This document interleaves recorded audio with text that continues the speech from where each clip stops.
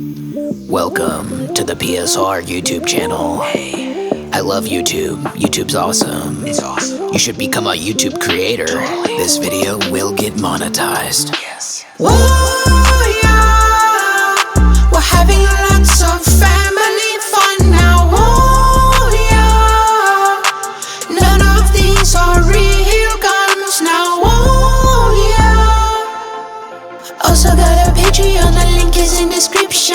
Got some merch too, yeah, you know you wanna get some. Thank you for being patient. I think we've stroked the algorithm enough for today. The video starts in 3, 2, 1. What's going on, everyone? Welcome back to another episode of PSR. I thought it would be really fun on this episode to, since I have this for another day or so, this MAWL, congrats to whoever won this thing. I wanted to put it up against a knockoff. So this is an Airsoft version of the MAWL DA, which is the military MAWL, not the C1 Plus, which is what this one is. So this is like, I think around 400 bucks, maybe a little bit less, against something that's almost $4,000. So this is the real thing, the civilian version of the real thing. This is a Chinese copy that is about 10% of the price. I want to see, is it anywhere close to the real thing? I was very curious. So the company that makes this thing and sells it is Spec Precision. They have a ton of airsoft accessories that totally would never be able to be used on firearms. Totally, wink, wink. And I actually have had a decent experience with some of their stuff, like their mounts and stuff like that. And you know, we may do a deeper dive into some of these real thing versus the Chinese clone, because it's something that happens a lot at SHOT Show. You know, you come out with a new product, next thing you know, it may end up being sold from China. That is kind of the reality of the situation. So we want to see, is this even 10% of the performance of this? Will it take any kind of abuse? Is it as good as the real MAWL? Is the function the same? Like, do the buttons do the flood mode like they do on the MAWL? If you want to look at my whole review of this thing, I did an entire review and a history into B.E. Myers. Here's my take on the clones and the airsoft stuff coming from China. I will always say you should support American businesses. There's a lot of R&D that goes into making something like this. It's hard to make an original product. It's easy to copy it. I would always say, if you're thinking about getting some of these mounts from them, which are far less expensive, probably at least like 1/3 to a quarter of the cost of the real mount. Or they've got a ton of mounts, like Reptilia mounts that are not the real ones, Unity mounts, stuff like that, switches and stuff. If you're gonna buy the clone stuff, buy at least one of the real thing, just to support the company that did all the research and development around it, and support an American company. With that said, if you have a lot of guns and you can't afford to put $200 mounts on all of them, or you know, $3,700 lasers, something that you don't necessarily expect to use in a self-defense situation that you need to rely on, you just want to use it at the range or test it out, I think getting a few of these things is totally cool. Your phone comes from China, your computer comes from China, your TV. If you got the deep pockets to support B.E. Myers that developed this $3,700 laser, get one, and then if you want another one, you know, try out the clone. And we're trying out the clone. As far as the construction of these things, it's a night and day difference in my opinion. This is the real MAWL, the C1 Plus. Starting from the front, like the caps actually look different. And I don't know if this is the cap that's on the MAWL DA and they're cloning the MAWL DA, because that's what this is a clone of. And this is the MAWL C1 Plus. But if you look at these, this is different for sure. It's not an exact clone, this rotating button. And when you rotate the MAWL, like, you can hear those clicks. Really, really good tactile feeling. This one, not so much on the clicks, like very, very hard to distinguish what mode you're in. It's like the detent is not very strong, whatever spring is in there. It's very easy to turn, but I'd like it to be a little bit more clicky. If we're going off just like the minutia, the text is different. It's not quite the same. Paint is different. The material used for this front is actually a aluminum, and this is a polymer, which is interesting. The feel of this rubbery material is a lot harder, a lot tougher feeling than this. This is like a flexible kind of stickier material rubber. Of course, I explained all about what this screw does. You can change it and it will actually have a magnetic function in the laser that tells the laser which type of tubes you're running, which is just super cool. I highly doubt that is functional on this. I don't even see a lead that would go into that. So I doubt that that's a functional part of this clone. Getting to the switch. So this switch is super tactile. Super easy to switch to. This one,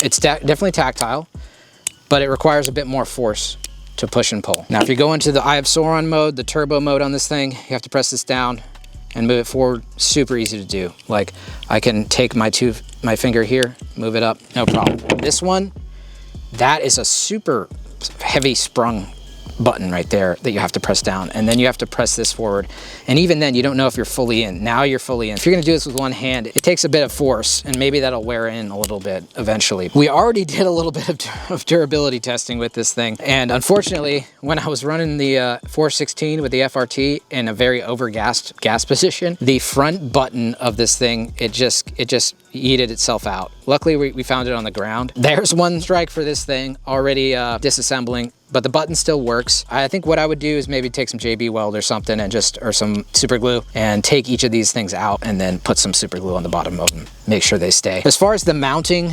solution here, this is a rock solid mounting solution that they've come up with for B.E. Myers. The real deal is steel, and it's got these 3 springs on it. It feels super solid, dude. This is made out of aluminum, and it's not nearly as solid feeling. So the 2 springs and a screw method is still on here. So same method, but this, it feels like is aluminum, and that is definitely steel. When I was screwing it on the gun, I already kind of chipped just this little flathead area. I chipped it a little bit, but it still works. This one, you're not chipping for shit. This thing's super durable. Like I said, this is comparing something that's like, you know, $400 to something that's almost $4,000. So we have to keep that in mind. So what we're gonna do is we're gonna see what this thing looks like under night vision, how it does. We're gonna see how the performance of these things are next to each other. I'll show you the comparison, and then we're gonna kind of compare it with some of the other lasers on the market. Like the SMS laser is also made in China, but it is a very well-performing laser. It's not waterproof, but it's $250. And so this thing is actually more expensive than that. Is this better than the SMS laser? And if so, what makes it better? If it's good and it lasts, put some super glue on those buttons. Who knows? Maybe it's a decent way to get a cheap laser and flex on the Instagram until someone realizes the text isn't quite right and then calls you out on rocking a fake MAWL. But you know what? Keep the camera 10 feet away. She looks real at 10 feet, bud.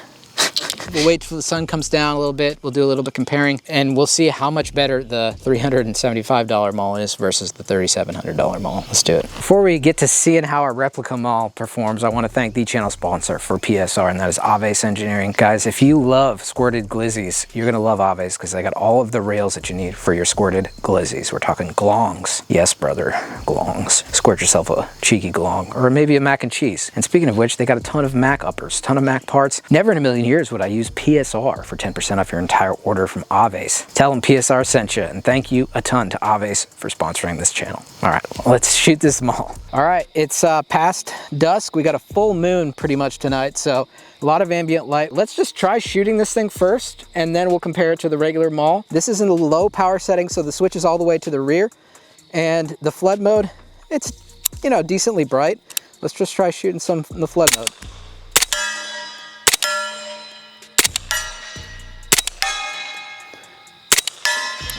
Wow, the laser is so damn bright, it's crazy. Like the laser itself, not the illuminator. Let's try the illuminator. Oh my goodness, that's pretty bright.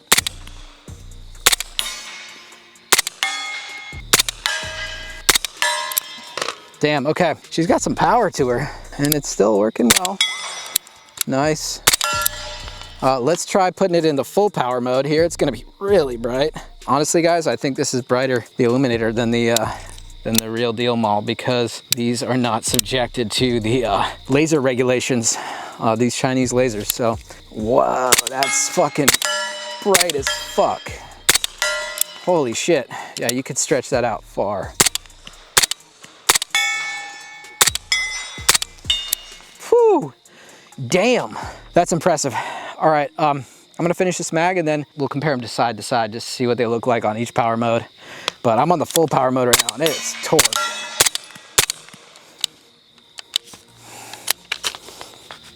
The mouth from MPX? Why you do me like that, Sig?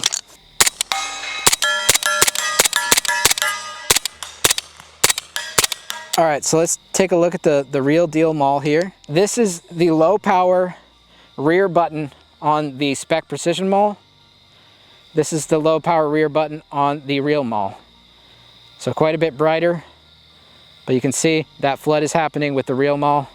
Flood is happening with the Spec Precision, but quite a bit brighter. Now the far mode is gonna be just the laser for the MAWL. This is the low power real MAWL on the left here, Spec Precision on the right. So quite a bit brighter, but You can see that lightsaber effect with this guy. And then with the real Maul, you don't get that lightsaber effect. I don't know if you can see that, but it's like a direct line. I think because the laser is much more powerful. All right, we're gonna switch up the power on the Maul. So that's the real Maul right here with the illuminator on. Now let's try the Spec Precision Maul. Okay, laser definitely brighter on the right, which is the Spec Precision, the fake Maul. This is the real Maul on the left. Illuminator is a little bit brighter on that medium power setting with the Spec Precision, and so is the laser. And also you can tell the beam pattern is much wider on our Spec Precision Maul versus the real deal B.E. Myers. So pretty comparable in terms of brightness, actually. Just the laser is not quite as bright. I'd give that one to the Spec Precision Maul in terms of brightness. All right, now we're gonna go to the fully torqued Eye of Sauron mode. So that is the Eye of Sauron on the real Maul. And right now, this is the regular power, you know, the higher power on the fake Maul. You gotta use 2 hands with this thing to get it into full power because it's, oh, there it is, okay. Yeah, so Spec Precision full power, Maul full power. Quite a bit brighter on the Spec Precision, honestly, but not necessarily a gigantic difference. I mean, it definitely is a difference. This is still quite a bit wider of a beam pattern. So I like the B.E. Myers beam pattern there. It's just not quite as much of a flood, it's more focused. But this one, the Spec Precision on the brightness side, definitely beats it. There you go. The Spec Precision on the right, definitely more powerful than the Maul on the left there. And I'm shaking because it's not on a gun, but yeah, there you go. I want to see with the additional power of this laser, the Spec Precision Maul, I want to see if we go back further, like if we can stretch it to around 250, 300 yards, how much of a difference that brightness makes on the Spec Precision versus the real Maul. Let's take a little walk here. All right, we're at about roughly 300 yards. It's a very wide beam pattern. So in my left hand, I have the real Maul. So this is the real Maul. This is the fake, the Spec Precision. At this distance, you know, 300-ish yards against the tree line, there's not a gigantic difference. Definitely bigger beam pattern on this guy, the fake one, versus the real Maul. I want to see if I can hit this shot with the MPX from 300 on this gong right here. If I go directly at it, there's no way I'm gonna hit that. Let's aim like a good 5 feet above. There it is. All right, I found the point. There it is.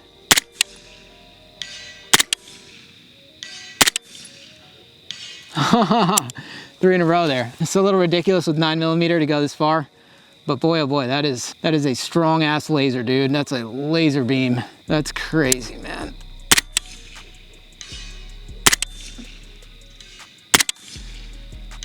I would be curious to see if we could go even farther. Unfortunately, we can't on this range. I mean, at 300 yards, it's still super bright over there with that Spec Precision Maul and the real Maul, honestly. But I'm just curious if I put this on a 5.56 gun, do the FRT, how much abuse it can take with recoil.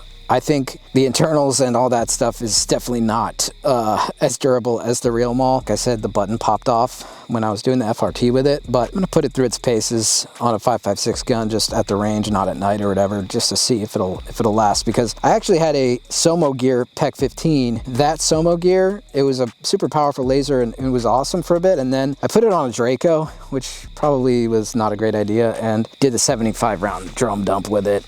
And unfortunately, it just stopped working. So, you know, if we keep this on 5.56, hopefully it'll last. But it's doing the thing right now. It's pretty sweet. We've put probably about 250 rounds through this on this gun, and I put about 50 rounds through it with 5.56. We're just gonna see if it retained 0 on this gun after 200 rounds or so.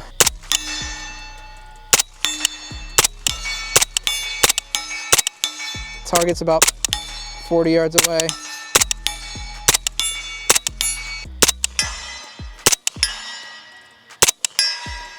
Yeah, it seems.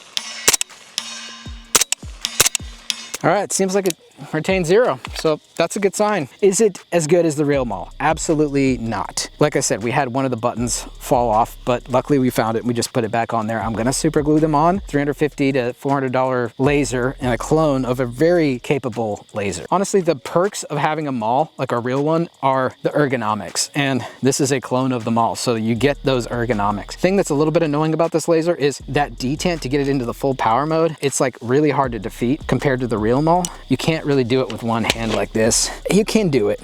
It's just really kind of tough. Compared to the real Maul where you just hit that full power button, down and then slide the slider forward, and it's just easy to get that thing forward. The clicks of the regular between the low and the medium power are good, but getting into that full power, it doesn't have the same feeling. Is it going to be as durable? I highly doubt it. It's actually lighter weight, probably because they're not using some parts steel, like the mount, for example, which on the real MAWL is steel. That may contribute to losing zero. I guess if you want to try out the MAWL and just see if it's something that you like, the form factor of it, getting one of these and just trying it out just to see if you like it and maybe save up for a real MAWL, I think it's a good option for that. If you're gonna use it for airsoft, absolutely. It's gonna handle airsoft. If you're doing night vision airsoft stuff, get the Spec Precision MAWL. This is not a ton of recoil. It's not a blowback 9. It's a fine performing laser, and the IR illuminator and especially the laser are brighter than the civilian MAWL. So like I said at the beginning, guys, I think it's important to support American businesses. If you buy something from Spec Precision, get the real thing. A lot of money and effort went into creating these products in the USA. So any opportunity to support American businesses, do it. But also, these things are like 20% of the price. That's gonna wrap up the episode, guys. Quick little episode. I thought while I got the real MAWL, might as well try a fake one to see how it stacks up. Hope you enjoyed the episode, guys. You can subscribe to my Patreon. I got early access to videos and more. I will see you on the next one, guys. Take care. You wanna get Chick-fil-A? On deck.